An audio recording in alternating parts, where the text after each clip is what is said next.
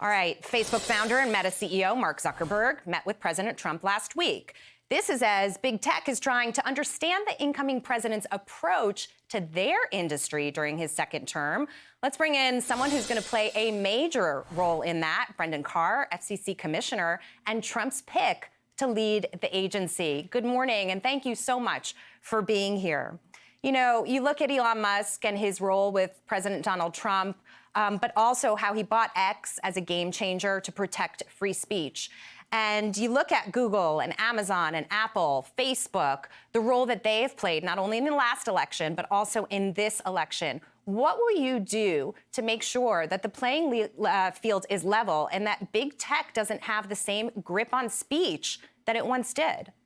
Yeah, thanks. Well, first of all, I think President Trump and his transition team is really just knocking it out of the park with these picks. They're putting a broad variety of people that represent President Trump's unique coalition. Washington, D.C. doesn't like it, and I think that means that he's doing exactly right. You know, for me, first thing is get with President Trump and his team and make sure I understand 100% what their agenda is. After all, he's the one that was elected, his cabinet, his administration to reflect his priorities.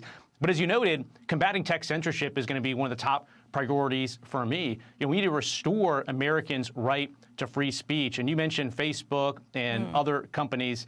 They've been part of a censorship cartel that have worked with advertisers, they've worked with government officials to censor the free speech rights of everyday Americans. And that's got to end, because censorship isn't just about stopping words, it's about stopping ideas. America is a country of founders, of people that have pushed boundaries, pushed frontiers, they've innovated. And when you silence speech, you silence ideas. And we need to unleash America's prosperity again. That's why you feel this vibe shifting in the country, where people know President Trump is about to lead another great American comeback, because this wet blanket of government control is going away, and our economy is going to flourish again. What's so interesting to me is you've got progressives on the left who are saying you've got to abandon X as a platform. You just can't be on it, despite the fact that what Elon is fighting for is free speech. And so you've got to step back and ask yourself and sort of wonder, when the left can't hear something, they stick their head in the sand like an ostrich and they pretend that it's not happening. You've got Ro Khanna saying, don't get off the platform, have a dialogue, have a conversation. Why can't they do that?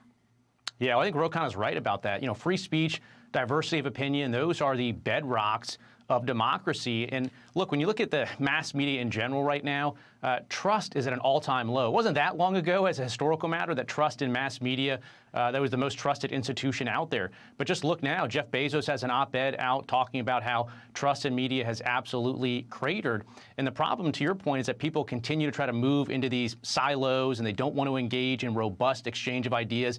You see that on X, as you noted, but I think it's part of what you see in a lot of mainstream media, is this refusal to engage with a variety of ideas, and people are tuning that out. TikTok's going to be on your docket as well. President Trump at one point wanted to ban TikTok, then he reversed his position. And ultimately, you look at all these platforms and you realize if you take TikTok off the table, whatever's going to happen is just going to happen somewhere else. So what do you think will be the strategy moving forward when it comes with TikTok and its presence here in America? There's one thing when you ban it on government phones, but there's another thing to ban it completely, which was something that outgoing President Biden did want to do.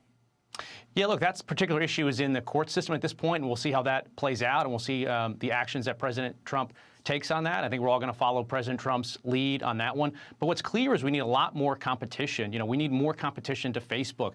What Twitter has done, what X has done now with Elon Musk in terms of restoring freedom of speech, that's so important and integral to this country. We need to continue to move in that direction. We need to move away from government control and towards freedom of speech. And just quick before I let you go, any details that you can share that you know of that came out of that meeting between Mark Zuckerberg and the former president? I don't have any insight into that, but hopefully, Mark Zuckerberg continues to move towards this embrace of freedom of speech. And we have a unique opportunity now with President Trump to unleash economic opportunity. Let's get the space economy going. Let's get America building again. For too long, this government has been stepping on the gas and the brakes at the same time. We're spending money without streamlining permitting. And so we're going to unleash another great American comeback here. All right. We'll watch you do it. Brendan Carr, thank you so much for being here.